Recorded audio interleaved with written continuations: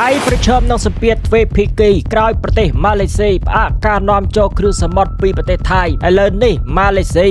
លេងប្រទេសថៃហើយបន្ទាប់ពីចិនផ្អាកការនាំចូលគ្រឿងបរិភោគនានាបាទតំណែងពីប្រទេសថៃត្រេនក្តីជើងមាន់ក្តីត្រូវបានប្រទេសចិនផ្អាកអត់ឲ្យនាំចូលមកទេខាត់បង់ទឹកប្រាក់ក្បែរ$1000 លាននោះឥឡូវនេះប្រទេសម៉ាឡេស៊ីបាទជាភាគីទី2នៅក្នុងការផ្អាកការនាំចូលគ្រឿងសមុទ្រពីប្រទេសថៃចូលម៉ាឡេស៊ីហើយកម្ពុជារបស់យើងប្តឹងថៃពីការបំពាន break the law break the ceasefire កាលពីចុងឆ្នាំ2025អត់ឲ្យធ្វើនេះធ្វើនោះសង់នេះសង់នោះជាដើមរក្សាស្ថានភាពដដែលណាក៏ប៉ុន្តែយោធាថៃបានសង់រូបសំណាកពុទ្ធបដិមាលើទឹកដីកម្ពុជា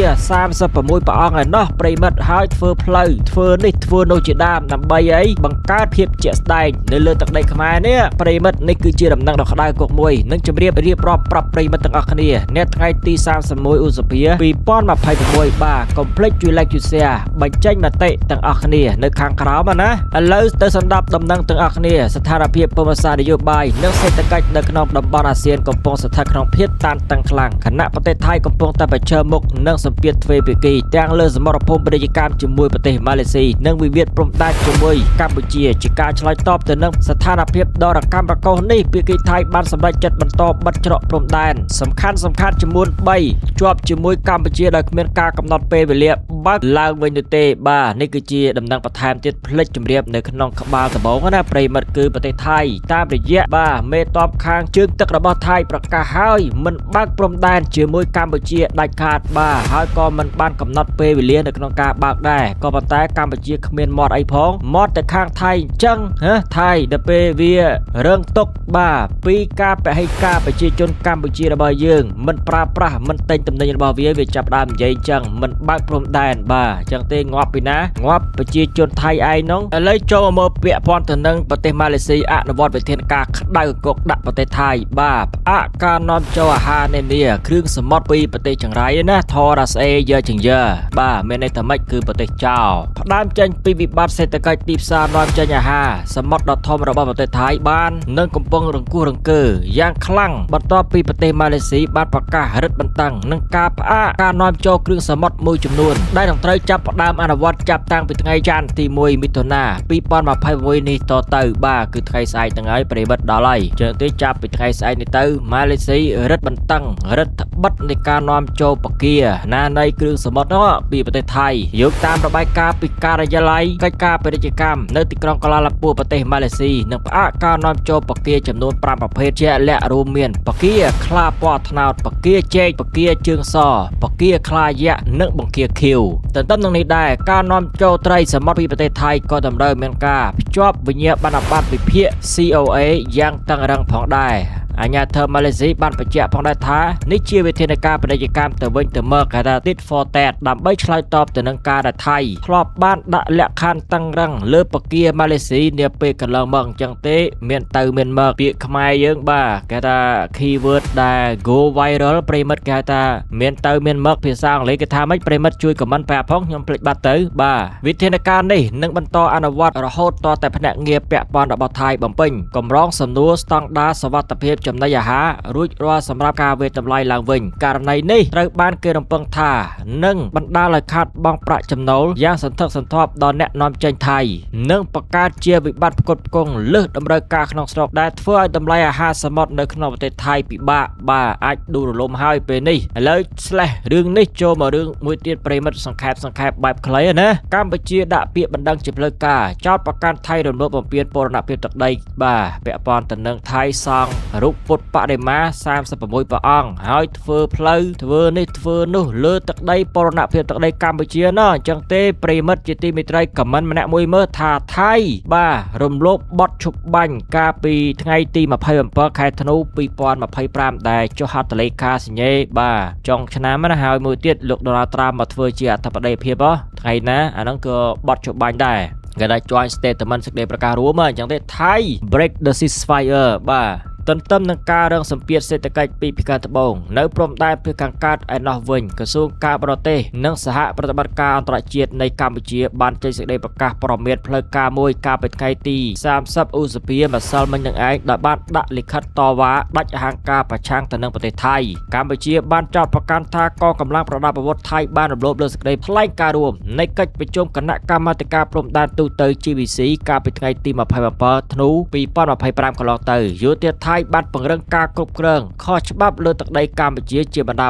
តាមរយៈការសាងសង់រចនាសម្ព័ន្ធអចិន្ត្រៃយ៍ដូចជាផ្លូវថ្នល់របាំងលុះបលាព្រមទាំងបានលួចសាងសង់រូបសំណាកពុទ្ធបដិមាយ៉ាងហោចណាស់36ព្រះអង្គបាទវាធ្វើអញ្ចឹងដើម្បីឲ្យដល់ពេលយើងទៅរុះរើពុទ្ធបដិមានោះមានន័យថាយើងឈូសឆាយអញ្ចឹងណាដោយសារតែពុទ្ធបដិមាវាមិនមែនជាពុទ្ធបដិមាបែបខ្មែរបែបកម្ពុជាបែបថៃណាអញ្ចឹងទេយើងអាចរុះរើនៅពេលដែលគេបកគលទឹកដីមកឲ្យវិញបាទយើងផ្ដឹងផ្ដោឈ្នះថៃអញ្ចឹងទៅអញ្ចឹងទេថៃនេះវារៀបគម្រោងដូចគ្នាទៅនឹងដែលថៃឈូសឆាយព្រះវិស្ណុបាទនៅពេលដែលវាឈូសឆាយអញ្ចឹងវាចង់ឲ្យយើងហ្នឹងធ្វើអញ្ចឹងដែរដូចវាឬក៏យ៉ាងណាប្រិមិត្តនៅពេលដែលយើងបានដីមកវិញណាហើយវាចាប់ផ្ដើមប្រហោះផ្សព្វផ្សាយថាយើងនឹងអត់មានអីគេឲ្យតម្លៃពុទ្ធសាសនាមកអីមិនអាហ្នឹងខ្ញុំអត់ដឹងណាខ្ញុំស្មានថាថៃអាចថាគិតធ្វើអញ្ចឹងបាទរៀបផែនការថាដាក់ពុទ្ធបដិមានៅលើដីកម្ពុជាហើយទាហានវាមកគ្រប់គ្រងអញ្ចឹងទៅដល់ពេលយើងទៅឈូសឆាយវាចាប់ដើមដាក់កាមេរ៉ាថតអីណានៃកម្ពុជាថោករបស់ប្រទេសថៃណាល្បិចបាទល្បិចពឹសពួរសាហាវតែម្ដងអញ្ចឹងទេវាសាងសង់ពុទ្ធបដិមា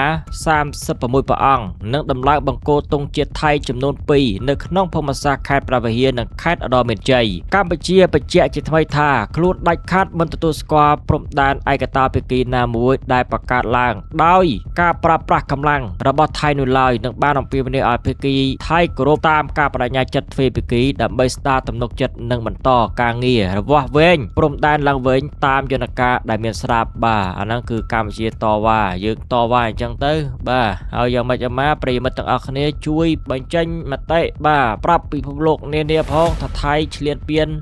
ថៃរំលោភបទឈប់បាយអញ្ចឹងទៅឥឡូវដំណឹងចុងក្រោយដែលថៃនិយាយតែខ្លួនឯងអីតែខ្លួនឯងកម្ពុជាដឹងអីផងហ្នឹងបាទយោធាថៃឆ្លើយតបដោយប្រកាសបិទច្រកព្រំដែនកម្ពុជាដាច់ខាតជាការឆ្លើយតបភ្លាមៗទៅនឹងសម្ពាធជុំទិសនិងការដេញដោលតាមផ្លូវទូតពីភាគីកម្ពុជាមេកងទ័ពជើងទឹកថៃលោកបារ៉ាតបានចេញមកប្រកាសយ៉ាងម៉ឺងម៉ាត់ថាភាគីថៃនឹងបន្តវិធានការបិទគប់ច្រកទ្វារព្រំដែនអន្តរជាតិសំខាន់ចំនួន3ជាប់ជាមួយកម្ពុជាជាដាច់ខាតដោយគ្មានការកំណត់ពេលវេលាបើកឡើងវិញនោះឡើយច្រកទ្វារព្រំដែនទាំងនោះរួមមានច្រកទ្វារខេត្តចន្ទបុរីប្រឈមមុខគ្នាទៅនឹងខេត្តបៃលិនណាបាទហ្នឹងគឺខេត្តចន្ទបុរីហើយច្រកទ្វារទី2គឺច្រកទ្វារអន្តរជាតិដូងបាទនៅខេត្តបាត់ដំបងនិងច្រកទ្វារចាំយាមខេត្តកោះកុងអញ្ចឹងទេ3ច្រកទ្វារនេះគឺប្រទេសថៃបានប្រកាសឲ្យថាមិនបើកព្រំដែនជាមួយកម្ពុជានោះទេបាទមិនទាន់កំណត់ពេលវេលាអីទេរឿងនេះនៅវិភាគមើលឃើញថាការប្រកាសបិទច្រកទ្វារ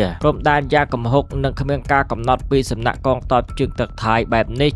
អាចជាយុទ្ធសាស្ត្របង្ហាញសាច់ដុំយោធាដើម្បីបង្វែរអារម្មណ៍សាធារណជននិងប្រជាពលរដ្ឋថៃពីបញ្ហាដួលរលំនៃតម្លៃទីផ្សារគ្រឿងសមុទ្រនិងការបាក់មុខមាត់លើឆាកអន្តរជាតិជុំវិញវិវាទរំលោភបំពានទឹកដីកម្ពុជានេះគឺជាដំណឹងបន្ថែមប្រិមិត្តហើយបើសិនជាវាបិទអញ្ចឹងមានន័យថាវាគិតវិភាគល្អិតល្អន់ហើយប្រិមិត្តថាប្រជាពលរដ្ឋខ្មែរនឹងមិនប្រើប្រាស់និងបន្តពហិការតំណែងរបស់វាណាដល់ពេលអញ្ចឹងវានិយាយធ្វើលយបិទព្រំដែនជាមួយកម្ពុជាអញ្ចឹងទៅបាទបើសិនជាប្រជាពលរដ្ឋខ្មែរនៅតែបន្តប្រើប្រាស់នោះវាអាចពិចារណារឿងនេះណាក៏ប៉ុន្តែបើស្ទាបស្ទងទៅប្រជាពលរដ្ឋខ្មែរទាំងអស់ពហិការតំណែងរបស់វាដល់ពេលអញ្ចឹងវានិយាយធ្វើលយអញ្ចឹងទៅក៏ប៉ុន្តែបិទ100ឆ្នាំ500ឆ្នាំទៀតក៏គ្មានបញ្ហាដែរប្រិមិត្តបញ្ចេញ